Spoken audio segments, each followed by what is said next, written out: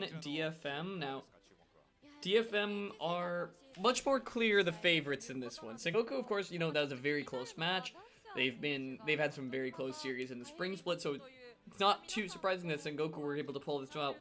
Hawks Gaming will have their work cut out for them coming forward here, as they are also the last team of today to talk about the new pickups that they've had so far. Hawks Gaming did replace their top laner Dasher with Arumik, who is going to be starting things off for them in the top lane. Now, Dasher, I don't feel like was a slouch in any way. We did talk about this, me and Reaper off stream. We were talking about how Dasher felt a little out of place in the meta, so taking a step down, as Arumik will be making his pro play debut in this first week. Meanwhile, we still have the familiar faces of Dasher, he was stepping down for the top lane specifically. He is going towards the mid lane, so Tussle, Dasher now moving over to the mid lane, and then Honey and Pooh are going in AD carry and support.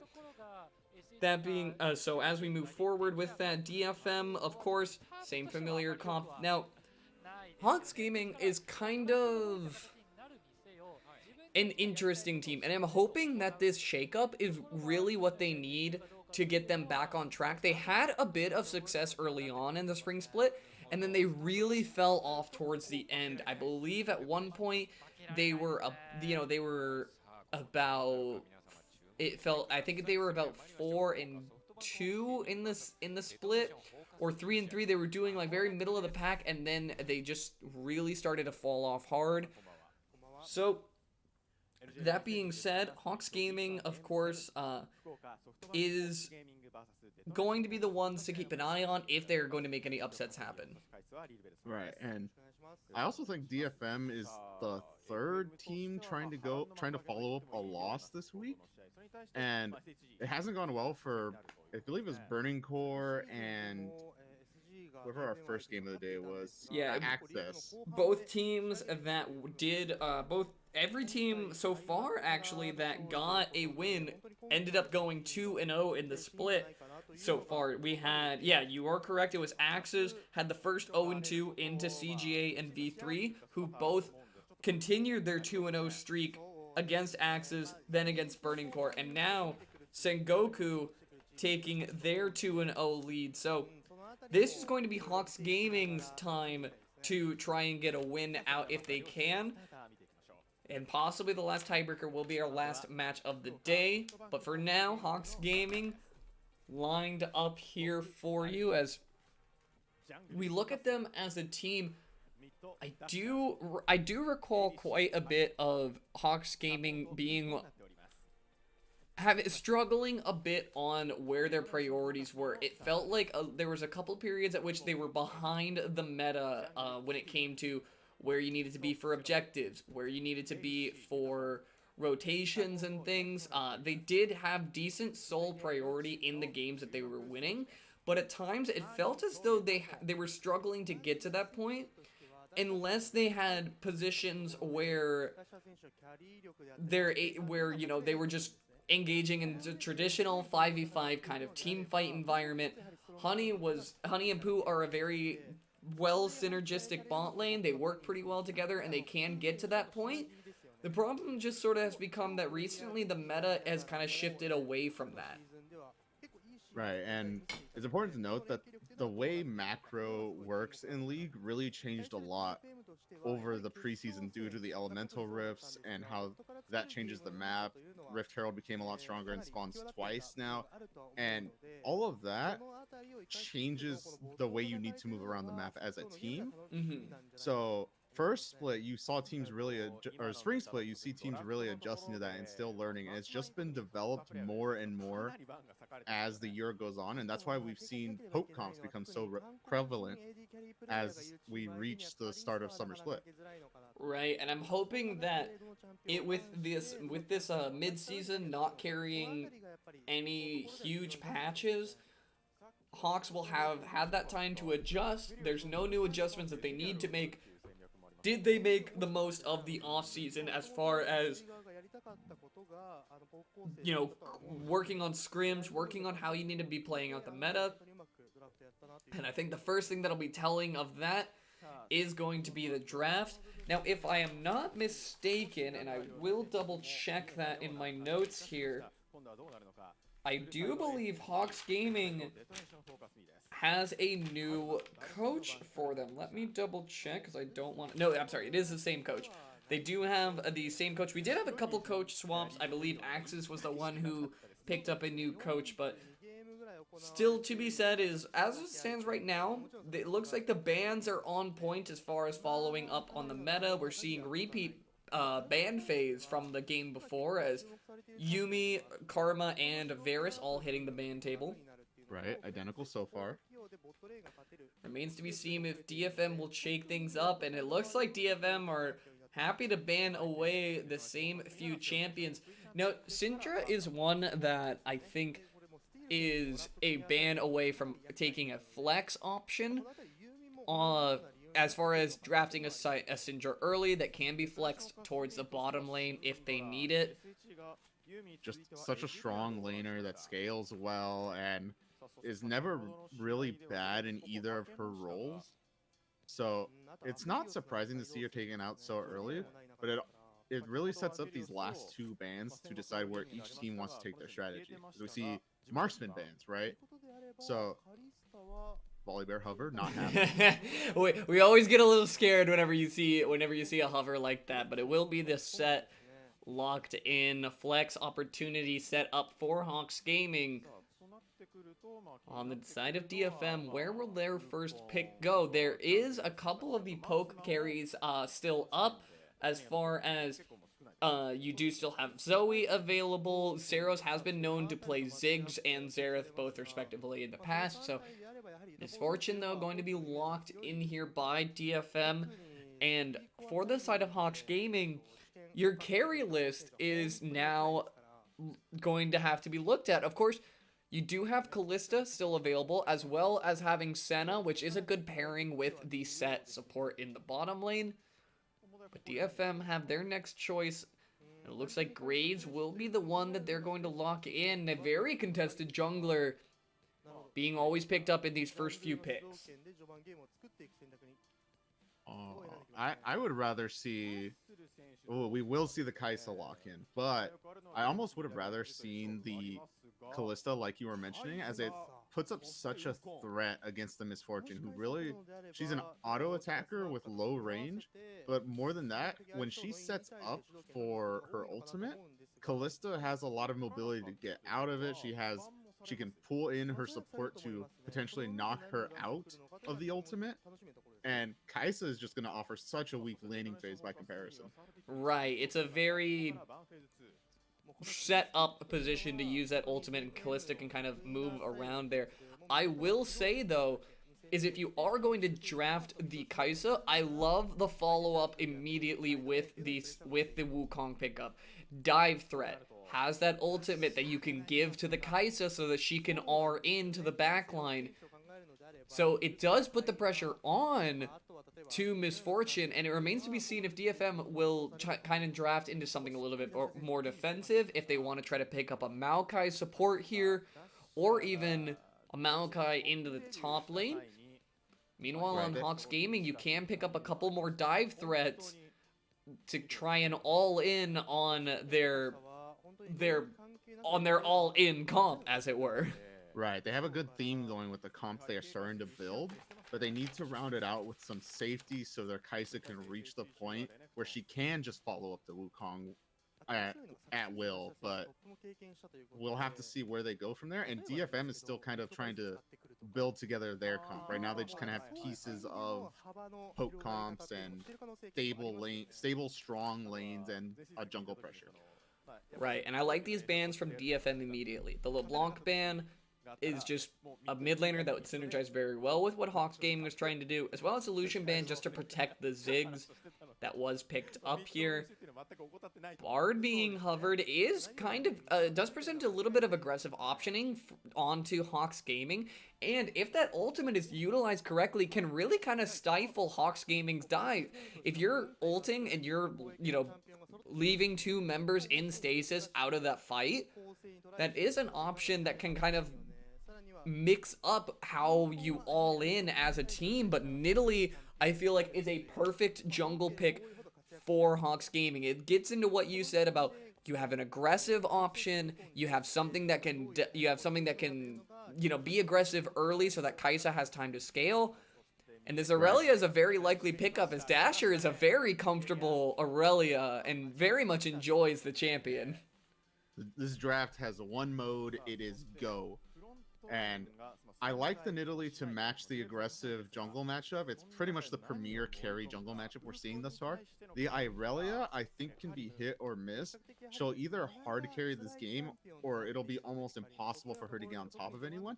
I almost would have liked to seen something like a Galio, something with a bit more protection that still offers that dive threat. Right, something that can kind of follow up on the all-in comp. That being said, it's not a bad pickup. It's just, this is the even more red aggressive option, as opposed to maybe offering a little bit of defense to your dive.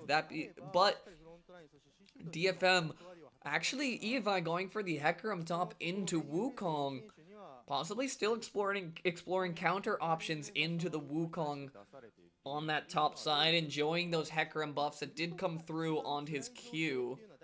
Right, we're seeing the Hecarim top solo queue pick transition into pro play, and that's going to come with a bit of growing pains of how does the matchups change between solo queue and pro play. Like, when can Hecarim be super aggro where he maybe can't, or where can't he be super aggro where maybe he can in solo queue, and you learn that by playing it. So right, and I will say, I always like to root for the underdogs, and with Hawks Gaming's comp, it's very exciting. It's a comp I want to see get pulled off. On the side of DFM's, on DFM's side, we have seen Ziggs get very big in the hands of Seros, and it's sort of going to be a little bit difficult to stay safe while poking, but it's definitely up Seros' alley as far as how he enjoys conducting himself, how he enjoys his poke champion. So it will really kind of be up to DFM to see if you have the defensive capabilities to either deny the dives in one way or another. Are you going to get enough damage out that they don't feel that they can? Or are you going to have defensive tools to keep your Ziggs and your Misfortune safe? Right, they have a bit of those. It's not a poke comp in the essence of like a Zoe Ezreal, but they do have tools that poke. But more importantly, I would say they have tools that catch. So they're going to be looking for picks and opponents that are just extending a bit too far before their dive is fully set up and trying to pick off that target and gain advantages that way. Right, you have Graves Smokescreen, you have Bard, a very roam-heavy champion, as well as decent displacement on the Hecarim to kind of push members back into your team wherever you get the opportunity. Will remain to be seen if DFM are going to be able to execute.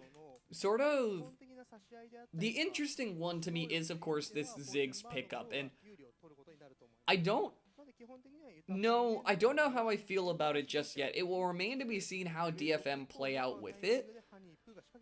As far as what are some better options, of course, Azir is a great counter dive champion, but when Hawks Gaming kind of throws down the gauntlet as far as we're going to have 5 champions that can dive, Set being the only one that can't really, but he can even still ult in a straight, any of the frontline units.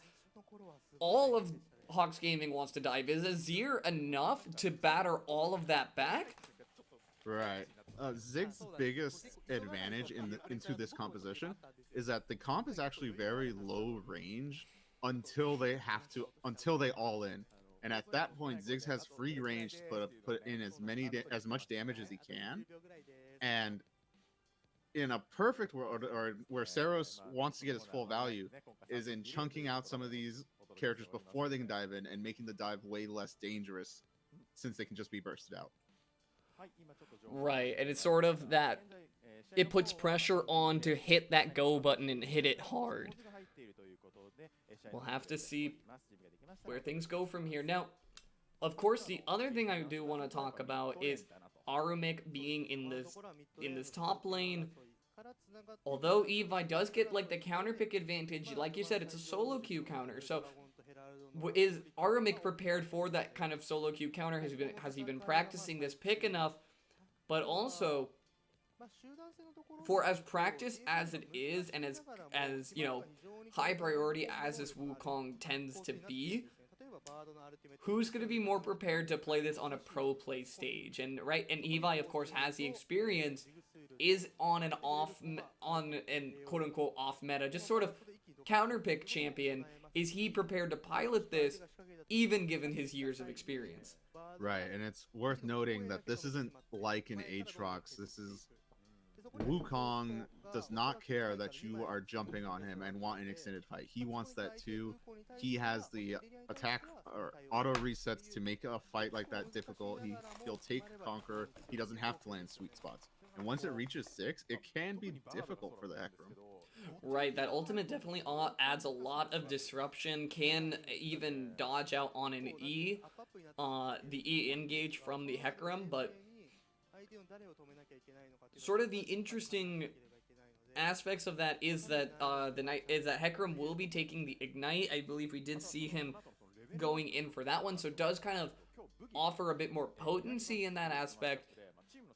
On the champion that's already the harder of the two to really engage on, Wukong can be kind of difficult to force a fight on if he does not want it. Right. One thing I would be interested in seeing, we need to keep an eye on this moving into week 2, is if we see Hecarim's transition into maybe the Ghost, so they can offer more skirmish chase down, right? Because if we look at where the Hecarim is in this comp, it just wants to run in. Ignite is a good lane tool, but it doesn't actually help when your entire team is trying to dive onto backline targets, right? It does a little bit, it's okay, but once Ghost is reworked and you can chain together that speed boost, you'll run all over team fights. Definitely, and I believe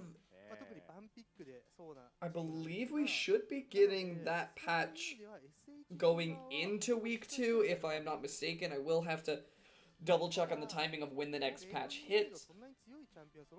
Those are questions for then.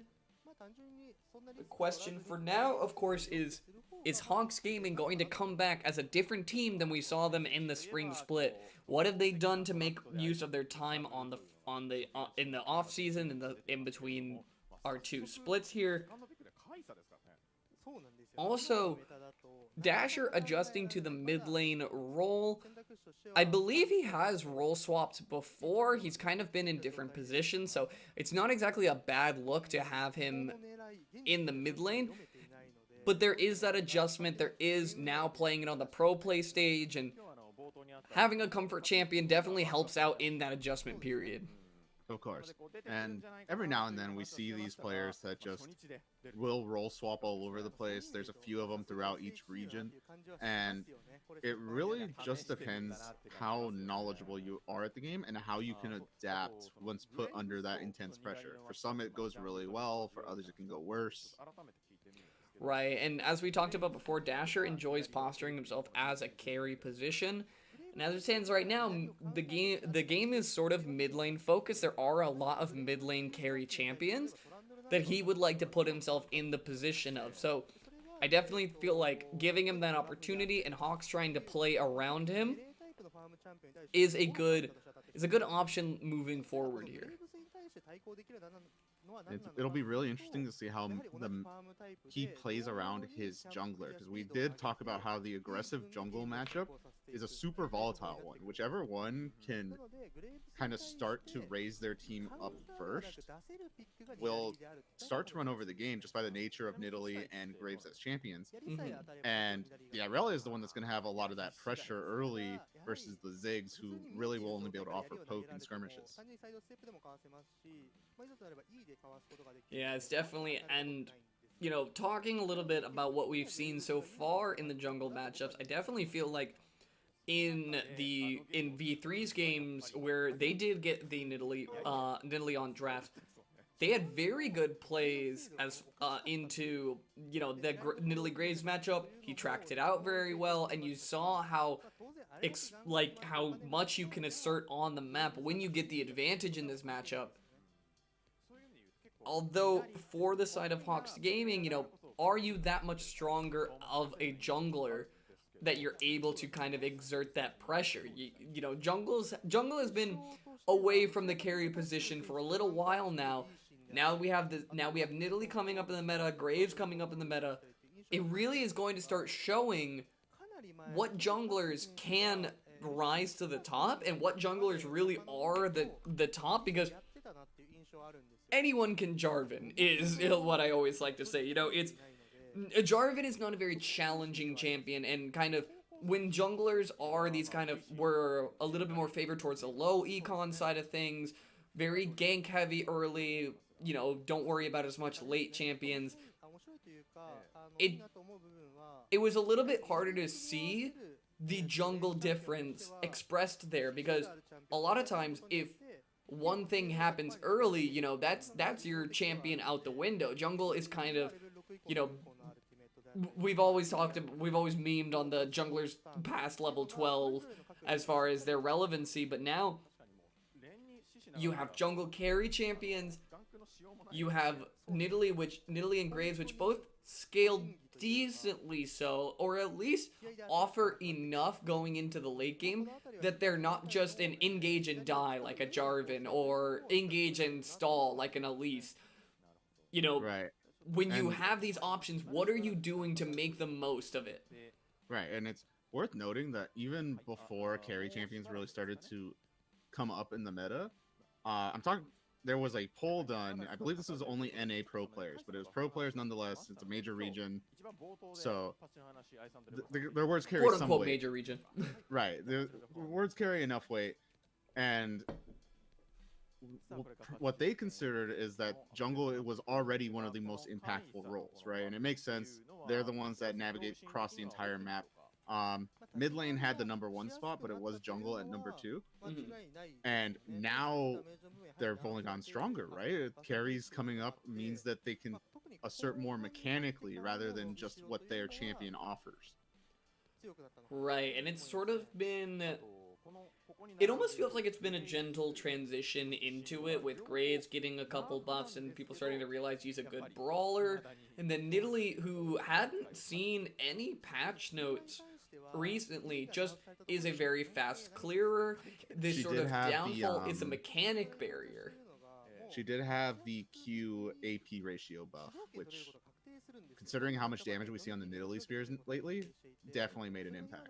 Yeah, it seems to be coming in there. I don't believe we'll be seeing any Volibears anytime soon. Definitely not until live patch, at least, and even then. Can't imagine the Volibear is coming through. We've talked before off stream about just Volibear as a champion, how he just feels a little bit lost in the meta right now, but does get some more buffs coming up, and not sure if it's quite enough, but, you know, things that are to be considered moving forward. Now, the ZL items is one that also has been talked about a lot recently. It's kind of been memed up a little bit, but we didn't get to talk about it a ton. It hasn't felt like it's been enough to bring back a lot of the non-meta ADCs. You know, Tristana's, Vayne's, Xayah has barely begun to come back into the meta recently. Right. We still aren't seeing a ton of crit AD carries. We're seeing champions that really want to build their AD items first, so Zeals don't come in until much later. Aside from that, we had the health buff, which has minimal impact. It does, I won't say it does nothing, right? Especially when poke is becoming so prevalent. Mhm. Being able to survive poke just enough that you can go lifesteal off of camps or minions is huge and does matter. And that's probably where that buff matters the most. But nothing that completely shifts the meta. Yeah, especially with a lot of those champions that take overheal and Legend Bloodline just to, get that extra lifesteal early on. That being said, as we're looking across just everywhere here, I do always like to see that fairly traditional runes. I don't believe this was the Guardian buff patch. Yeah, this is the old Guardian patch, so gang, not with operating with new Guardian, which we haven't been able to see on the pro play stage just yet, but is one of the other buffs that was, or changes that was coming alongside the ghost changes and the predator changes, which will be pretty exciting going into the next week. As for now, though, it looks like fairly traditional all the way across. Now, the one thing that I always kind of look at, and I don't like or dislike 100%, but Aramik taking the Legend Alacrity on the Wukong, we haven't seen a lot of the Bork Wukongs coming out. A lot of them have kind of been just going straight for Tiamat into Cleaver, having that extra clear speed. Right. At the end of the day, Bork is more of it's a win more item as we have an all-in. Yeah, Dasher going for a little bit of a extended trade there. I do kind of enjoy Dasher playing around the you can throw out a Q, you're not going to get a reset, but just getting a couple autos, stacking up that passive, not a bad look just to try and tag on some damage, see what pots you can burn out. Especially with Saros taking exhaust in that lane, you are going to kind of have to take advantages where you can get them. Right, and overall, with the wave this big, he should be safe enough.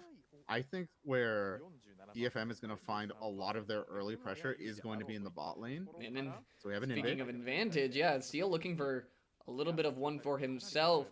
And this is sort of one thing that gets expressed a lot in this matchup specifically, is that Tussle on the Nidalee farms quite a bit faster than Steel. Of course, Graves has kind of the clear health advantage. It's very easy for Graves to stay full HP throughout his entire jungle clear, but Tussle will be the faster clearer, and you can see it expressed here as he goes for a fairly traditional clear, just clears from red straight up through and can reset to get that bottom side scuttle.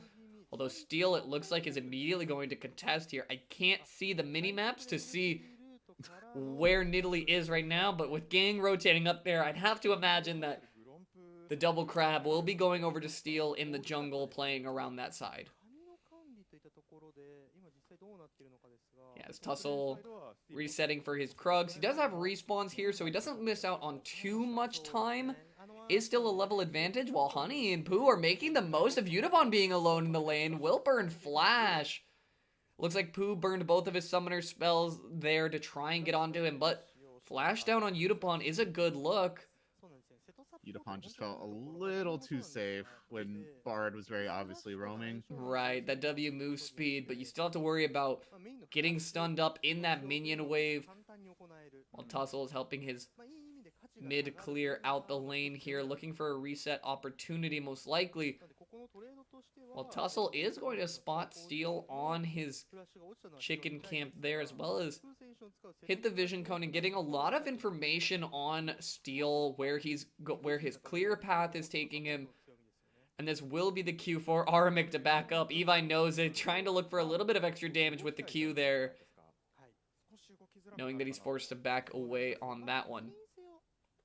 Worth noting that the burned Flash on Unibon definitely does buy a lot of space for the Kaisa set in what really should have been just a hard stop type lane, and it still is. You see them taking the brunt of these trades, but Unibon can't commit as much as he would like to because he's just not as safe. Right, you still have to worry about Hex Flash on Pooh, but also just your flash will be down as they crest into that level 6, as we're looking around any potential fights around this dragon. And that could be the difference maker between getting hit by a Nidalee Spear and being able to flash away from it. So there's definitely things that you are going to be present on Udapon's mind, as both bot laners will be taking their first back here. And this is also a point at which the lane is still hard for Kai'Sa, is this first back opportunity. Grabbing a pickaxe does help, but it's pickaxe into BF sword into a great AD user who can just use those flat damage stats very well. Aramic has level 6 here, looking for an opportunity. Flash R comes in, has a second one to try and knock up Evi once more. Doesn't quite channel it in time, and Evi's going to be able to escape out towards that one. Just a little bit too long. It might have been just... There's a small cooldown between each Cyclone usage that you have to use. It looks like he was just barely able to get out of range with his E speed. Right, and speaking of ranges, Pooh might be walking a little bit too close into range, as Steel is looking for a bit of damage onto him. We'll have passive to help heal him back up, as well as popping a health pot there, as Evi going all in onto Aramic now. He has the ulti advantage here, as Aramic is looking for plays here, fears him out from under turret, isn't enough, the Ignite is ticking down, the Q is good, first blood solo over to Evi after Aramic plays a little bit too aggressively for too long, and now the red buff fights moving around this Drake objective. Hawks Gaming exactly are what thinking... these top laners want to do. The top laners want to just run each other down. That's their both their individual strategies, and when they run into each other, it's all about who can survive initial plays and then follow up. Right, and I almost don't like Aramic even going for that play, because let's say you do get the kill onto Evi. Sure, you get a nice first blood to help out, but with Drake coming up and your team being contested around the buffs, a teleport play with ulti up when you know Evi's teleport is down could have been a huge difference maker, but now teleport damage still held by Aramic. You can't make that call to take a fight on the bottom end of things. It definitely felt like Aramic got a little bit too engaged in the top lane side of things, and maybe with some different communication, easily could have been looking towards the bottom side, engaging, teleporting off on a flank, getting a value ultimate, and that easily could have been a way to start snowballing their comp. Right, and it's worth noting that this isn't like the previous few games we've seen where one team has a scaling advantage and they need to play around that. Both these teams, aside from the Kai'Sa, neither scales insanely well going into mid and late game. It's relatively even. Only the Kai'Sa becomes a late game monster, and that is far, far away. Right, and that isn't to say that Misfortune doesn't scale as well. We have seen plenty of Misfortunes tap down a couple carries, but when it comes to Kai'Sa having the ultimate in and an opportunity presents itself for just that, as Pooh flashes forward, Spear is going to miss and will negate most of that play. W will keep Pooh alive as he kites out towards that one. No summoners even forced there. Will force Honey's heal as a little bit of a unfortunate engage. Tussle not able to land the spear, misses out on a lot of damage there, and that close to turret, Honey's just not able to use the killer instinct to get onto them. Right, and just only a pickaxe on a Kai'Sa, just not nearly enough damage to follow up when the spear doesn't connect. Right, and I like what Dasher is doing here, waiting in that bush there, because he knows after seeing the jungle on the bottom side, Steel might look for a pattern of aggression onto Tussle's blue side. And you can see Honey already rotating up here, is in position for a fight if they want it. Evi's going to go all the way in and might get found out here. Pooh has the E to keep him locked up, ultimate still available. Killer Instinct not going to be able to follow, but a good W chunk just to add on some damage, and in the wake of that, Hawks Gaming might be just starting up the Rift Herald here. It seemed like he didn't expect the bot lane to be there, but I feel like that should have been at least considered as a possibility and communicated, but now he's just chunked and one of your major engage tools is just gone. Right, and it will be an objective trade for Hawks Gaming. They will grab up the Rift Herald here. And isn't a terrible trade. Ult CDR versus a good little brick of gold is not a bad option. The unfortunate side is, of course, Udapon will be first to this bot lane to try and shove in the lane, but already rotating Aramic there. And this is a play just to get the Kaisa online. Get towards those items, make sure that you're at the carry status for when you need to be ulting into the backline. Right, but for DFM, it's making the best out of a bad situation, rotating instead of trying to contest the Rift Herald that you have a disadvantage on. You just Dasher go for the free Drake. might be a little bit an interesting position, kind of queued randomly. It felt like onto Saros might have just forgotten that he had exhaust. He queues in, jungler's in position, and Aramik's actually going to get soloed on the bottom side of things. They will get first turret for it, but that is just 2 back-to-back solo kills that you do not want to be looking at if you are Hawks Gaming here. No, that's very unfortunate, as I cannot tell you why he would just queue onto a Ziggs for free. Might have saw a cooldown missing, but it's a Ziggs. Right, it is a Ziggs. You're not going to have your reason to get out, no minion wave to hide in, as well as just knowing after the Drake, the bottom side of the map is not your safe side. So ultimately, you're going turret for turret, but dropping 2 kills to do so. A little bit of a questionable decision making, as it almost feels like on multiple ends, Hawks Gamings are kind of going for solo plays. With Aramik's first blood on the top side feeling like a solo play that he died for, Dasher in the mid lane feeling like a solo play he just kind of died for. Right, just lacking communication and not respecting the lack of communication.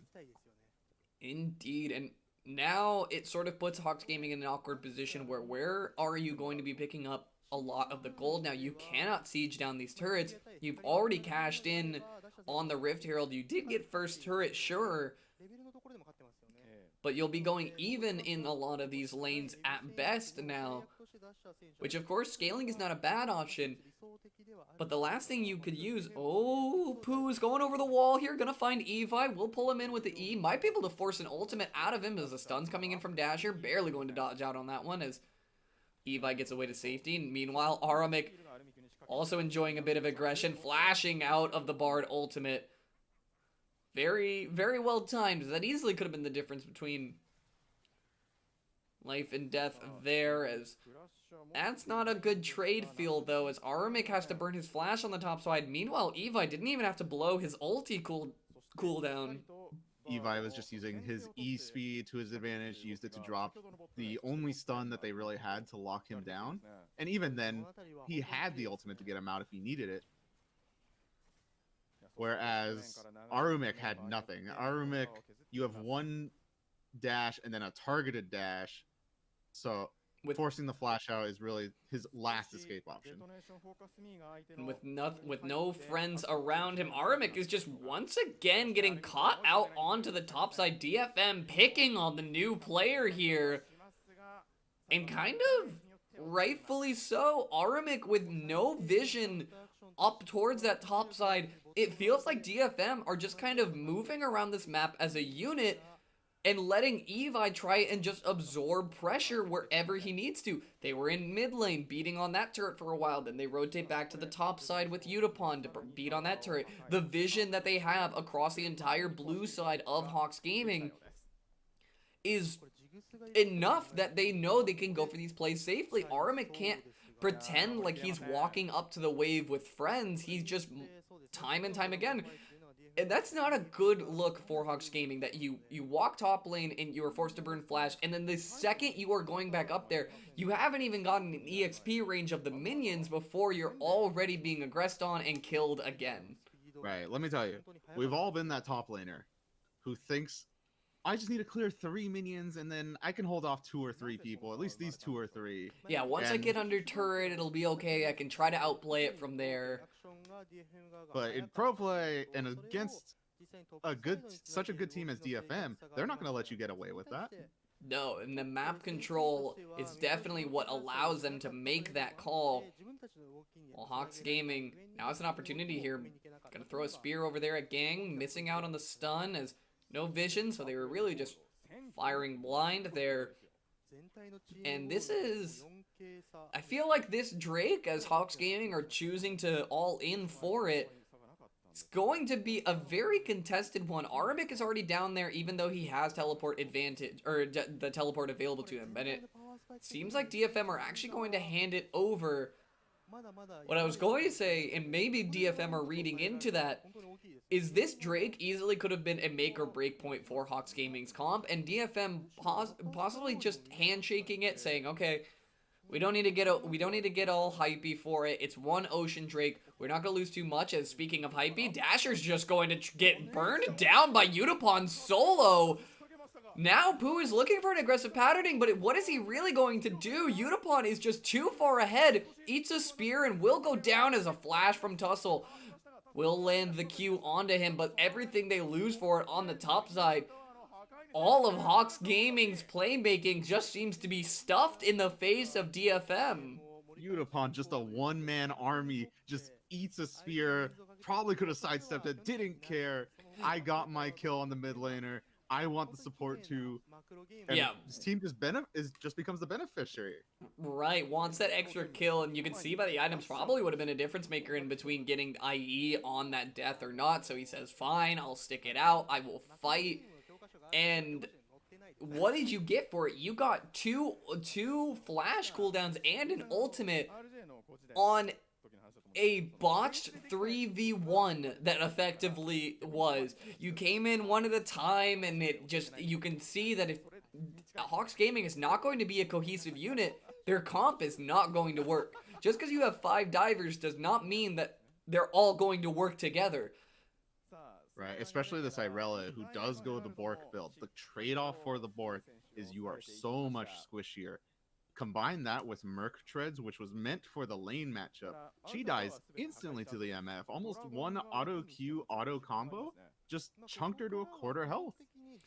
Right, and I will say, it is really odd to take the Merc Treads for just the lane matchup, especially considering they only went even in CS, and you're denying yourself the Ninja Tabby. Of course, you know, when you're diving, you don't want to get CC'd by Hecarim, but Hecarim and Bard are the only 2 main sources of CC on the side of DFM. Meanwhile, the carries that you need to be worrying about are Utapon, are Steel, and Evi's damage that I feel like the Tabby would have been better suited against. Yeah, I agree with you. The poke must have just been too much, and he felt he needed it to get through lane phase, but he was never able to generate an advantage. As a matter of fact, I would just say he lost straight up in lane phase, as we see the Tempered Fate. Right, as Evi comes in here, gets a good chunk, forces a flash out of Honey, and then they back up immediately. What else do they need? They got the turret, and now Tussle showing himself in the wrong place as Evi's going to go for an opportunity here, all in onto him, sticking on him well. That is going to be him going down as the kill will go over to Evi in the end, and now the rest of his team is coming to try and salvage anything. Evi's going very low as a killer instinct comes through. Honey doing his best to try and do damage, but at this point, DFM are just so far ahead. 6k gold to their name. Hawks Gaming, the whole story of this game just feels like disconnected ideas, not a cohesive unit, and you can see how much it just works to their detriment. They just completely funnel together, trying to salvage a teammate just being caught out, and they get punished for it. The Ziggs ult hits, I think, 4 or 3 people, and the damage from the Hecarim is just absurd, almost solos the Nidalee. What does Irelia realistically do here? Right, and it was kind of Tussle's interesting decision there, as he walks across a pink ward just to throw 1 spear into 5 members of DFM. You're not going to be able to capitalize off of that. This isn't, at best, you're going 1 for 1 if like the spear hits Bard and then you all in him, right? And in the wake of that, what are your comms going to be? Okay, follow up the dive, or are you just inting your jungler for a 1 for 1? Definitely an odd-ended decision, especially from being as far behind as they are at the moment. Now with Mountain Drake coming up, it's going to make the job of DFM, of SHG, that much harder if DFM would start stacking up a couple of these Mountain Drakes.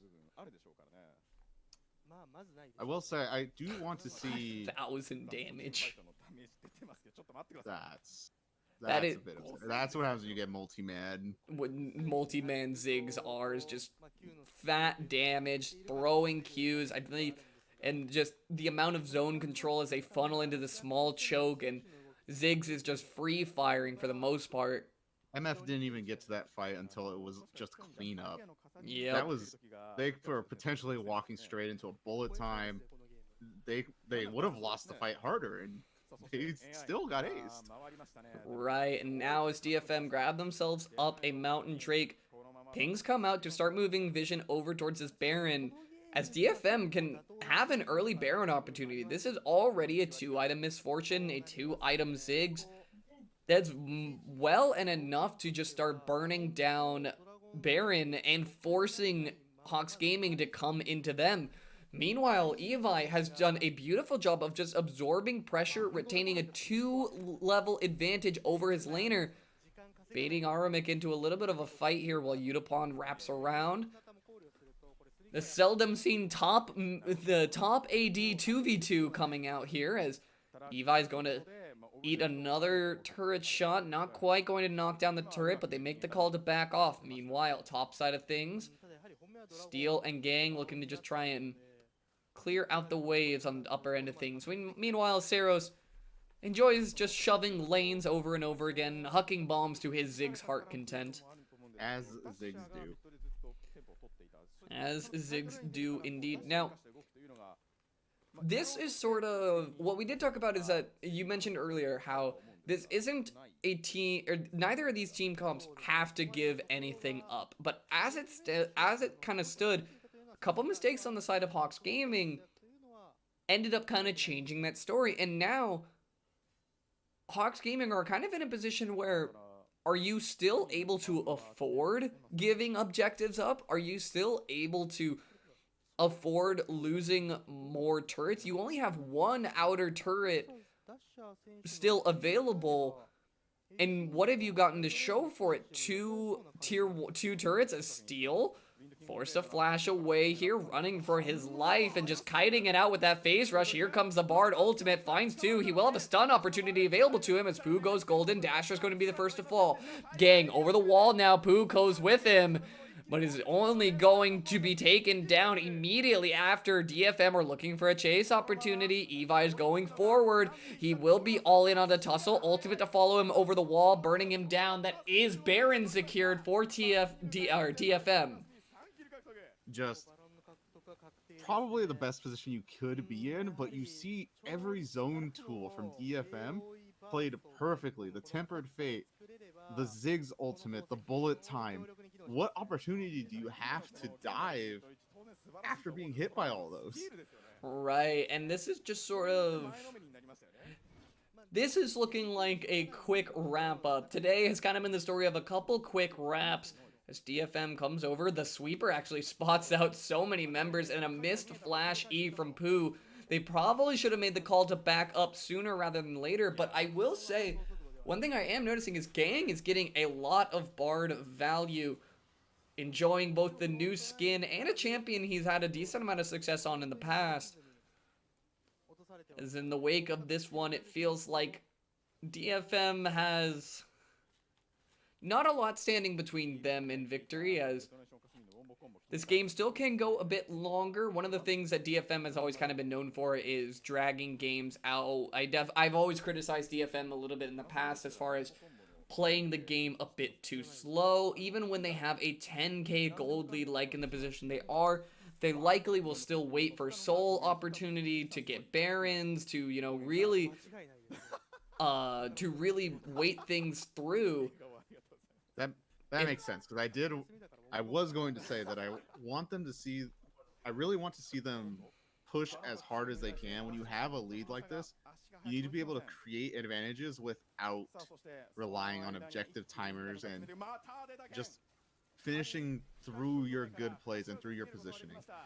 Right, and speaking of positioning, the mid lane is the positioning for DFM, knocking down an inhibitor, a Ziggs W to get rid of that turret. Actually, he'll just dedicate a couple autos for that one and hold on to his W for now. And 2 inhibs exposed. They'll back up to the Rift, or to the Mountain Drake here. And honestly, Hawks Gaming, at this point, if they send on anything too hard, it will be curtains for them, as Pooh is going to be found out here. Heal from Tussle will keep him alive. Honey is already so weak in this fight, and no fight has even started. Right, There's he no just engage opportunity. ate a decent amount of Zig's poke, and there was nothing he could do to really get out of that one. Meanwhile, Evi is just happy to keep Baron empowered minions in the in the top lane. And this is sort of what I tend to talk about with DFM as far as they're not looking for anything too extreme. They're really just playing slow and steady. Even when they could assert themselves, why even risk it? And for Hawks Gaming, what is the answer? I'm glad to see them continue to play around the turrets as we haven't engaged. Here comes the answer as we say it. That is going to be Aramic going down. This is all she wrote for DFM's game, so it's a little hard to watch when they just get run down after they try their best to have any kind of engage. Yeah. Just taken right out of it. An 0-5 Wukong is not the engage of ideal scenarios, but nothing in this game was ideal for Hawks Gaming. 2-18, almost a 13k gold advantage. This is why DFM is the top dog, as they secure themselves their first win of the Week 1 Summer Split. Overall, just great play. I'm happy DFM decided to continue the Baron pressure on the turrets. The Dragon was up, but at the end of the day, the Mountain Soul is not your win condition anymore. You have all the power you need to just end the game, and they managed to do it. Right, and this is one of those games that there's just not much to really say. I do enjoy actually seeing DFM kind of pivot from waiting for every soul and things of that nature, because that was something I had criticized them for in the past, and I think as their understanding of the meta advances, this is what we're kind of seeing, is they're just realizing we can just end the game. You don't need to wait for souls. It's not going to be the difference it makes is only going to be so much. And in this kind of a game, it shows. We'll go into our last game of the day. Rascal Jester versus Hawks Gaming. Both of these teams 0-1 so far. So which of them will be the team to pull out their first win in Week 1? Don't go anywhere.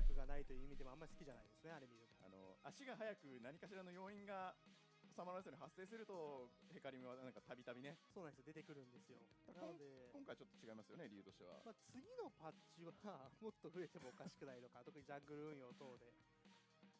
いやー、これ公営系のポジションに関してはちょっと嫌なメタが来るかもしれませんね。でもただ、まあ、後半の集団戦で見るとですね、やはりそのセロス、そしてユタポンのアルティメットのコンボが決まっている一番大きな要因は弦でしょう。そうなんですよ。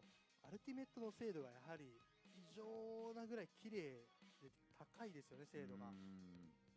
ジャングルのところでもタスで耐えられてはいましたが、ずっとこうスティールと連携してプレッシャーかけ続けてましたからね。この辺りのゲン選手がエンゲージチャンピオンをやはり持った時のパフォーマンスというのは非常に高いので、今後も本当に個人的にももっと見ていきたいなと思いますね。春はこう、ラカンであったりですとかっていうイメージが、その前々のシーズンからと強かったですけれども、バードもこれだけのパフォーマンスなら、いやもう今後結構出てくるでしょうね。特にスレッシュやノーチラス相手には厳しいので、そういうチャンピオンが出てこないっていうシチュエーションになれば、どんどん出してくるだろうなと思いますね。いろいろ楽しみですね。さあそれでは見事勝利したデトネーションフォーカスによりエビ選手のインタビュー準備できているということですので、武田さんお願いいたします。さあこちらにはデトネーションフォーカスによりエビ選手に来ていただきました。お疲れ様でした。お疲れ様でした。はい、それではインタビューさせていただきます。はい、さあサマースプリットウィーク1勝利で終えることができましたがいかがでしょうか。そうですね、無事勝てて、ほっとしています今。なるほど、ほっとしてるということで、後ろ段ボールがありますけど、あれですね、なんかブリックブランツが見てるみたいな感じしますよね、後ろね。ブリッツブランクですか？はい、後ろに目があってね。そうかもしれませんね。優しい、乗ってくれた。ありがとうございます。無事勝利で終えたということで、イエーガーさんよろしくお願いします。はい、まずはこの試合のピックについてちょっと伺っていきたいんですけれども、そのトップヘカリムというピック、ウーコンが見えて、選択されてましたけど、やはりそのウーコン相手に用意してきたピックということになるんですか？そうですね、ウーコン相手に用意してきたピックでもありますし、ウーコン以外にも普通に用意してきたピックですね。もうかなり自信があるということなんですかね。そうですね、かなり自信がありまして、まあ、今、どのチャンプ来てもいけるんじゃないかなっていう感覚があるので、僕の中で。なるほど、まあ、特なるほど。にウーコンはやり方も知ってるので、まあ、いけるなと思って出しましたね。ありがとうございます。ちょっとそうなると、他チームとしては警戒せざるを得ないような感じになるかもしれないですね。そうですね。それではその次にスプリングからサマーまでちょっとまあ短い期間ではあったと思うんですけれども、そのチームの変化というところは何かありましたか？まあなんかあんまりうん最近調子良くなくて、僕ら結構なんていうんですかね、今日も始まる前になんていうんですか、俺らあと1ヶ月後になんか LJL 始まるような気分だねみたいな話もしてて、正直ちょっとかなり不安ではあったんですけど、まあ無事1回は勝てたので、まあまあ本当に最低限は良かったなと思ってます。結構その不安だったということだったんですね、この試合。まあそうですね、本当にチームの調子がかなり悪くて今、なんか今日大丈夫かなみたいな感じでしたね。まあただまあなんていうんですかね、まあそういうのを含めてやっぱりどんどんチームって良くなってくるものだと思うので、やっぱり負けたりするのもまあ一つのまあ学びとしてやっていければなと思ってます。なるほど、学び。ここから、まあ、じゃあどんどんと練習を続けていくんじゃないかということですね。この夏デトネーションフォーカスミーとしてはその5連覇という、まあ、偉業がかかっているシーズンになるわけですけど、そのあたりで何かその思っているところとかってありますかね？そうですね、5連覇、そっか、5連覇になるんですね、もうね。まあでも気づかれてなかったということなんですね。あんまり意識したことはなかったですね。まあ、もうとにかく本当に、目の前の試合を勝ちたいで進んできたら、まあ、結果的に4連覇今してるっていう感じなので、今シーズンもなんかあんまり5連覇というよりかはもう本当に勝つために、プレーしていきたいなと思ってますね。なるほど、まずは目の前の勝利をということですね。ありがとうございます。ありがとうございます。私からは、もちろんサマーも優勝狙いだとは思うんですけれども、今シーズンはどのようなエビ選手自身のパフォーマンスを見せていきたいとかはありますか？難しいですね。まあただなんというか、やっぱり